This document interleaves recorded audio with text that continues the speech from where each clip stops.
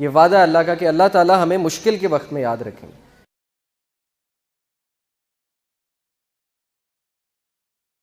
ہمیں بہت دیکھ کے جو ہے بات کرنی، کیونکہ اللہ کے نبی صلی اللہ علیہ وسلم کی حدیث ہے کہ سب سے زیادہ پختہ ایمان، سب سے زیادہ کمپلیٹ ایمان کن لوگوں کا ہے؟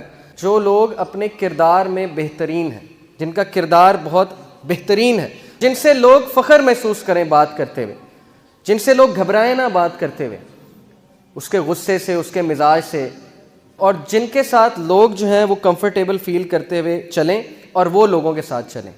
یہ ہیں وہ لوگ جن کی مثال اللہ کے نبی صلی اللہ علیہ وسلم نے دی کہ یہ ہے کمپلیٹ ان فیتھ، ان کا ہے بہت پختہ ایمان۔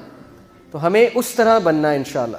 ایسا نہ ہو کہ لوگ ہم سے بات کرتے ہوئے گھبرائیں، لوگ ہماری زبان کے فتنے سے جو ہے وہ ہمیں ملنا چھوڑ دیں۔ کئی ایسے لوگ ہیں جن سے لوگ نہیں ملتے۔ کیوں نہیں ملتے؟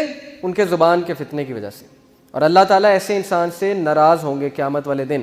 حدیث ہے کہ اللہ تعالیٰ منہ موڑ لیں گے ایسے شخص سے۔ کیوں؟ کیونکہ یہ وہ شخص تھا جس سے لوگ ملتے ہوئے گھبراتے تھے، بیٹھتے ہوئے گھبراتے تھے۔ کیوں؟ اس کے زبان کے فتنے کی وجہ سے۔ آپ کی سوچ ہے کہ ایک اچھا الفاظ، ایک اچھا لفظ کہنے سے کسی کی زندگی آپ بنا سکتے ہیں، اور ایک برا لفظ کہنے سے آپ کسی کی زندگی بگاڑ سکتے ہیں۔ اتنے زیادہ امپیکٹفل ہوتے ہیں الفاظ۔ یہ میں آپ کو ایک سچا واقعہ سناتا ہوں۔ بالکل یہ ہمارے ایک اسکالر نے UK میں ہوتے ہیں، انہوں نے سنایا تھا کہ ایک لڑکا تھا، مسجد میں وہ آیا، بھولا بھٹکا بیچارہ، ایک دن نماز پڑھنے آیا تو اس کا موبائل فون غلطی سے جو بج گیا اور اس پہ گانا لگا ہوا تھا، تو اس کو سب نے بہت ڈانٹا اور سب نے اس کو بہت برا فیل کرایا کہ تم نکل جاؤ مسجد سے، آئندہ تم نہ آنا، ہماری بھی نماز خراب کی ہے۔ وہ لڑکا شراب خانے میں گیا، پب میں، UK میں شراب خانے میں، اور اس سے غلطی سے جو ہے شراب ڈل گئی۔ شراب جب اس سے غلطی سے ڈلی تو ویٹر آیا، بارٹینڈر آیا، کہتا سر کوئی بات نہیں، کوئی بات نہیں، بی کمفرٹیبل، میں آپ کو دوسری شراب لا کے دیتا ہوں۔ وہ دن اور آج کا دن وہ مسجد نہیں گیا، لیکن شراب خانے میں روزانہ گیا۔ کس وجہ سے؟ زبان۔ کس وجہ سے؟ اخلاق۔ وہ لوگ اخلاق دکھا کر اسے شراب خانے میں لے گئے، اور ہم جو ہے وہ لوگوں کو بھگاتے ہیں، دین سے دور بھگاتے ہیں۔ کس وجہ سے؟ اپنی زبان کی سختی کی وجہ سے، اسپیشلی یوتھ کو۔ یہ ہے اچھے الفاظ کا امپیکٹ۔ اللہ کے نبی نے کہا make things easy for people, لوگوں کے لیے آسانیاں پیدا کرو، آسانی پیدا کرنے والے بنو، مشکلات پیدا کرنے والے نہ بنو۔ کے لیے مشکلات پیدا مت کرو، اور ان کو اچھی خبریں سناؤ، بشارت سناؤ، اور ان کو دین سے مت بھگاؤ۔ یہ ہے اللہ کے نبی صلی اللہ علیہ وسلم کی نصیحت ہمیں، صحیح بخاری کی حدیث ہے۔ اب دیکھیں گڈ ورڈ سے، یہ آپ دیکھ سکتے ہیں تصویر، اس سے آپ کو کیا سمجھ آتی ہے؟ یہ ایک تالا ہے جسے زنگ لگ چکا ہے اور یہ کھلنے والا نہیں ہے، لیکن یہ کیا ہے؟ اس کی چابی کیا ہے؟ آپ کو کیا نظر آ رہی ہے؟ یہ جو آپ کو نظر آ رہا ہے گرین، یہ جو آپ کو پتہ نظر آ رہا ہے، یہ اچھے الفاظ ہیں۔ کسی کا سخت دل جو ہے، یا کسی کا ایسا دل جس کو زنگ لگ چکا ہے، یا آپ کے ریلیشن شپ کو اگر زنگ لگ چکا ہے، تو کون سی چیز ہے جو اس چیز کو ریوائیو کرے گی؟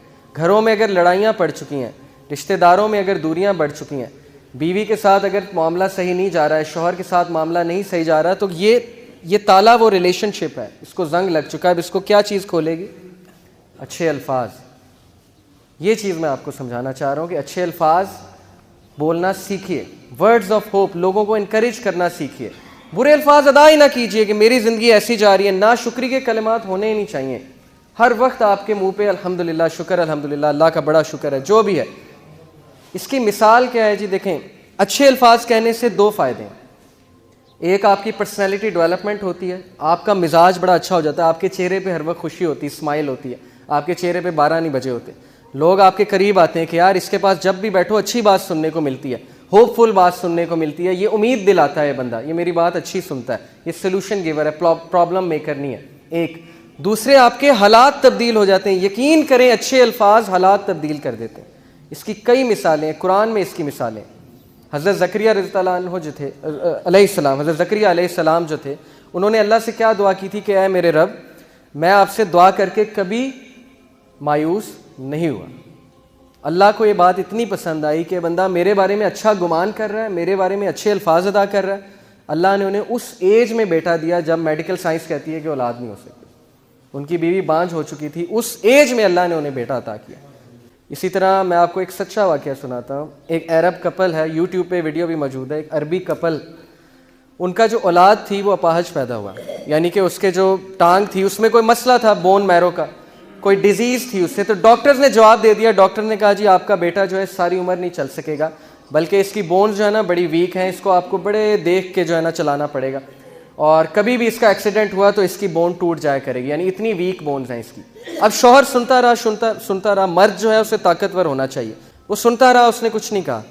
واپس آیا, باہر بیوی انتظار کر رہی تھی, بڑی پریشان تھی. کہتی کیا کہا ڈاکٹر نے, آپ مجھے بتائیں. اس نے کہا الحمدللہ کچھ بھی نہیں ہوا, اللہ نے ہمیں بیٹا دیا, انشاءاللہ ٹھیک ہو جائے گا, اللہ کا شکر. وہ کہتا ہے میرے یہ الفاظ شاید اللہ کو اتنے پسند آئے, میں اس وقت شکایت بھی کر سکتا تھا.